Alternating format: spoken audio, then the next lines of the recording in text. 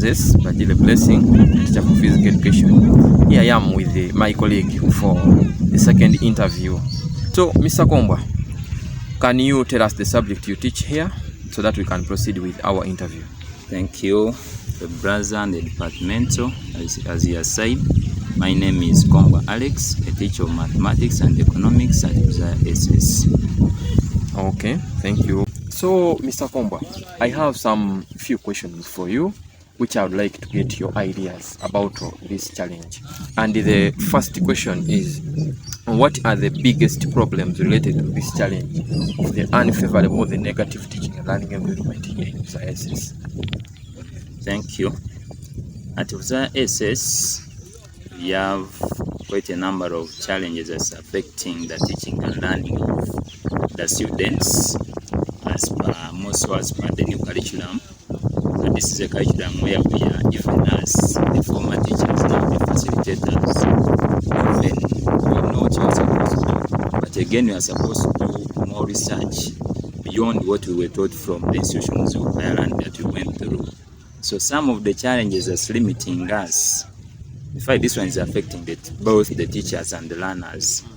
The issue of research is really affecting us because we have the learners' books, we have the teachers' guide, but again, within those learners' books, there is some mark which they always tell us, they always refer to the internet. But here we are at Bagiire SS, we don't have a functional computer laboratory.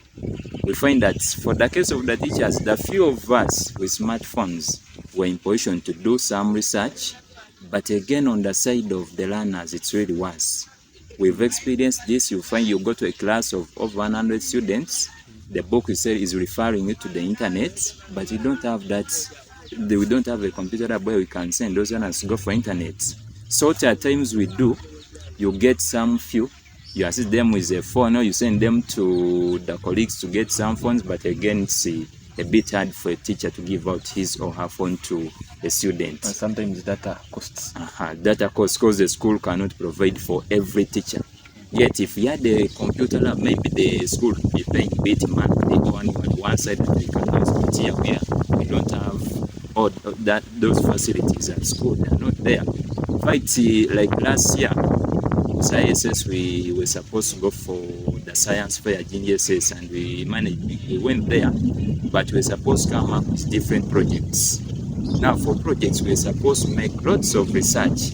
We had the students, very many students were willing to compete or to participate in that exercise, but the assignment was they were supposed to come up with their own research, but how we referred them to, they were supposed to make some research. Now when we sent them, the majority that were willing to participate came back and they were like, Master, you sent us for research, but now there's no way we can go for research. Now the few who had access to smartphones, maybe from their parents, they managed. So we found that out of the over 100 students that were willing to participate, we had only a handful. Like we took for, because that science fair was for all science subjects and mathematics. Like for the case of mathematics, I had like 100 students were willing to participate, but when I sent them for research, I was left with like only 10. Only 10 came back with some information about research. Then it's not that the others were not willing; they were willing, but they didn't have an alternative. I tried to get them on board, but one phone couldn't serve the 100 students at school. So those students failed to go to GSS because that's where we had the competitions. Even in the other subjects, the colleagues faced the same challenges. Yet I wish if we had a functional computer, maybe all those students they would have used it, maybe. So they were limited. They were limited. They couldn't do a lot of research. Okay. So few had access to phones managed to do so. Okay. So one of the major challenges is that, and maybe this one has been there for quite a time. Maybe another thing that we do face here is that our students come from far. I think Bagiire SS, we are the only school around, like within Kisos Town Council and Kisos Rural. Government school. We are the only government school. So you find that our learners come, some walk, I think, over 10 kilometers because there is a place here, it's called the Mukokotokwa. I've never been there, but there are students that come from there. So these are students that make it school, maybe some of them make it at 9. So they get here and they get you like, you've come late. the students like, Master, but I come from very far. You tell them, but you need to wake up very early. Then students like, Master, always wake up at 5. He or starts on the journey maybe at 5:30. Even doing some works, but slowly makes it at 9. So the distances, the long distance where our students are coming from, brings about the issue of late coming at school. So they always miss out those morning lessons because we always have those morning lessons. So our students miss out on those morning lessons.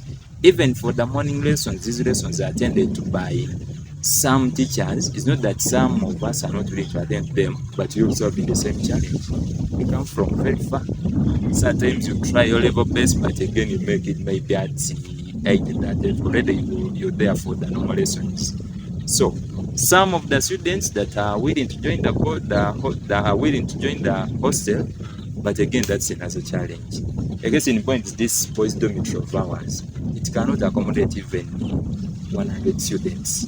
Yet we have more students who are willing. More to join. Students are willing, but the capacity to accommodate them. Parts of our boys' dormitory. Even for the girls' dormitory, we ended up we took over some of the classes. It's not supposed to be a dormitory, but because the numbers were there, this is a girl child. So when girls came, we were like again sending them back because we can't accommodate. We have to take over some of the classes in order to accommodate them. So that's another challenge that we are. So the classes that would have been used for them now, some of them were turned into the girls' dormitory. The girls' dormitory. But already in the setting, a classroom, it has got its own setting. A dormitory is supposed to be built in a different way. But here we are, some of the students are using the classroom. Improvising. We have to improvise, looking at the girl child because we are supposed to cater for it. So, those are some of the challenges that we are having at the essence. The issue of research, the limited capacity of our hostels. What about this issue of the parents' attitude while supporting their children here? The community, that's another challenge here. The community, some of the parents have a negative attitude, but they're like, because it's a government school, that like they send the kids, the government is supposed to provide. Yet in reality, the government cannot provide. Since the capitation grant, here we get the new curriculum. So there are certain things which students need. We are supposed to have some projects, but again, the government doesn't money for project work. So you are saying that students, maybe you give them, you're supposed to do this and this, but when there are some cost implications, and how much is 1,000? You talk cannot just for parents for 1,000, they'll be like, no money for what? For them, they are willing to send their kids to school, but again, providing for them is a big challenge. We've tried to have some meetings with them, you explain, but some of them that you be as if they don't want attitude to, or because we might be talking about the attitude when some of them maybe just lack the resources to support them. That's is it? I think on a bigger note, or to a large extent, is because they lack resources. Because as per the community, the majority of our parents are peasants, and here we are in Uganda. You know how peasants are suffering. Someone grows maize at the end of it. Okay. And it's like 100. Okay, we have spent a number of minutes on that. So now, Mr. Alex, what are the most urgent needs where a small change has a big impact as far as those problems related to this challenge are concerned? I think some of the needs that we have to do, if you are to cope up with this new curriculum, you are supposed to migrate to this digital era. But how can we do so? We need to have a computer lab, and a functional one. Because maybe even by now we have an assumed computer lab. The room is there, that's a computer lab, but there's nothing that takes place. No. So if you happen to come up with what we call a computer lab, even the attitude of these learners towards learning is going to be simulated. Because if this is where if learners happen to start accessing the computer lab and in position to find out some of the things on their own, I think the attitude is going to improve, and even the performance of the school is going to at least to Okay, when you are explaining that, I've remembered the last year when I started sharing some of these phones. I gave out my tablet to a certain group in the class during one of my lessons, and some students were just shying away from it. For us, we don't know how to use it. So here I see the opportunity in case there is a functional computer lab for them to chase away that fear, because they need the familiarity of getting to know how to use such facilities. Just like what I've told you, last year we took some few learners for the science fair. Those who went there because they had access to, we had to give them our phones to do some research. When they come back, ever since they came back, all the time they're like, Master, can you assist us with your phone? We want to do some research. So they saw the light. Yeah. Those who presented the, let's say, in mathematics, when they came back, they were like, Master, we also want to come up with something in chemistry. Those who were in chemistry, like, Master, we want also to come up with something in biology, in math. So they are eager to do research on their side. They are willing to come up with some projects, and it's only that maybe for the case of time, but I would even show you some of the things that there are few, because out of the class of 100, you find that those who have managed to come up with some projects are like, let's say, that even the others are willing, but I know these ones are far ahead for them. They are willing to learn. They are used to the net. They are always willing to go to make some research, but they are restricted. Because this time they're coming, they're asking for the phone, but even I don't have that. I know you have a lot of ideas to give concerning that issue of the technology facilitating the research and some other tasks related to learning and teaching of these students. Now, you talked about the second problem of as if hostel yes, yeah. It's something that's cause, as you say, this is the most urgent thing. Because for now we are no longer teachers, we are facilitators. So when these learners miss those morning lessons, some of them are willing to join the hostel, but as I've said, the capacity, I wish would come with put up more dormitories, so that we have most of the majority of our learners in hostel. They will be in position to attend these early morning lessons, at times even the preps. And make the revisions, because in most cases, wherever they go back home, they are traveling long distances, and they reach home when they are already tired. They have to do some other houseworks around home, and they end up just sleeping when they are tired without maybe revising some of their work and doing some assignments that they are supposed to do. I think we even provide them with enough time for research, because like during daytime we have the normal lessons going on, but if they are sleeping, they are residing within. After classes, they will have all that time, like from, say, after their supper, they can be up to 8:30, they can be there for research, doing more research, interacting with their friends, seeking more research from the net, if you have a functional computer lab, but all that, unless more dormitories are put up. But for now, we don't have space, because, like, as I've said, for the girls, they took on one of the classes. But now for the boys, we don't have any of extending. We can't extend anymore. So the facilities, the hostel, but good enough, the school has enough land. That issue, which is concerning land. That is so one of the strengths that was the land.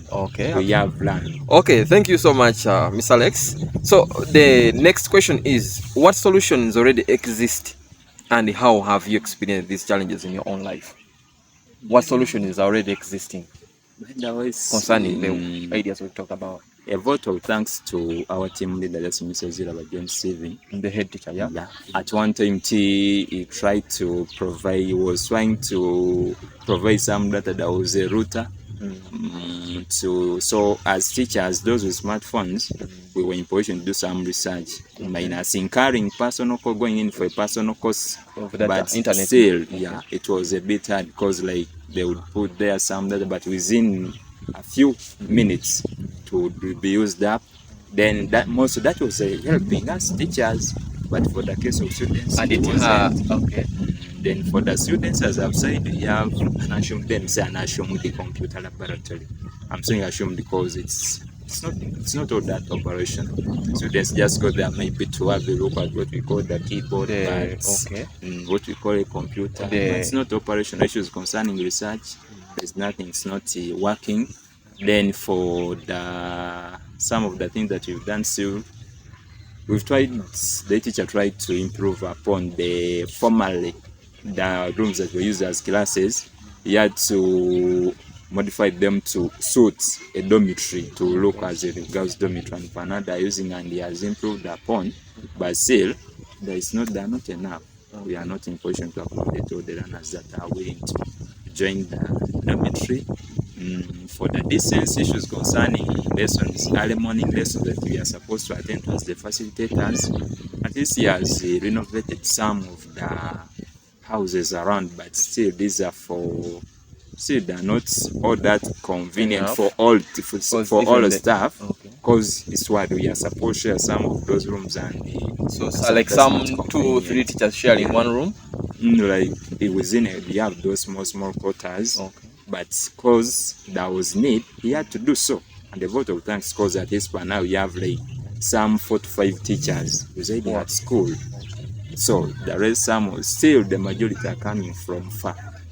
So at least he has tried to do so. But still we need more. Okay. Now, how have you experienced these challenges in your own life? As you, the facilitator? I just can't see, man. New curriculum as a facilitator of learning, because as I've told you, I'm also a learner. They refer you. We are all learners, because it is something new which we need to embrace with the positive mental attitude which you are doing. Now you get to a point that like go to this website and you check out this first way you are that like some and yet you can't deliver when you as a facilitator supposed to have all the content. So some of the issues is research. Our research is also limited. We are limited to those books that some of them also shallow in terms of their content. They are shallow. Then for even in the class you go there, the few students that have access to phones maybe from their homes, when you go to class, for them they are as if they are ahead of their friends. When you're teaching, for them they are a bit far, but the others they are somehow slow, because you introduce something for the first time to them. Whereas if they were making research, by the time you go to class as a facilitator, they will be trying to at least to iterate something, maybe after getting some idea. But here you go to class when the learners are green. Now, as we are winding up with our interview, it has been a little lengthy, but we needed those ideas. Now, Mr. Alex, what solutions did you use, and how well did they address your needs, some of your needs? As per some of these challenges we just mentioned. At times I have nothing to buy, give out my phone, and I have to load some data.